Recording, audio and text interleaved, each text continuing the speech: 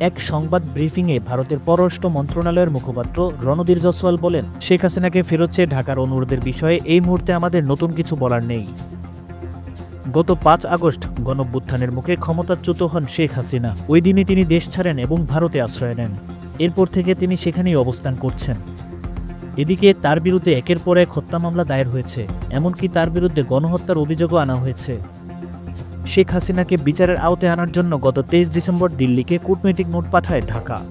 বাংলাদেশের পররাষ্ট্র মন্ত্রণালয় ইতিমধ্যে জানিয়েছে, নির্ধারিত সময়ের মধ্যে সাড়া না পেলে দিল্লিকে পুনরায় তাগিদপত্র পাঠানো হবে। এ নিয়ে ভারতের পক্ষ থেকে এখনও কোনো উত্তর আসেনি। বাংলাদেশ থেকে অবৈধ অনুপ্রবেশের বিষয়ে প্রশ্ন করলে রণধীর জয়সওয়াল বলেন, কেউ যদি অবৈধভাবে অভিবাসনের পথ বেছে নেয় তাহলে আমাদের নিরাপত্তা বাহিনী অবশ্যই ব্যবস্থা নেবে।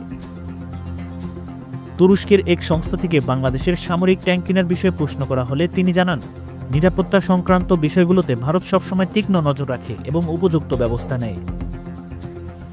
পরিস্থিতি যাই হোক, শেখ হাসিনাকে কেন্দ্র করে ভারত ও বাংলাদেশের কূটনৈতিক সম্পর্ক কোন দিকে মোড় নেয় তা সময় বলে দেবে।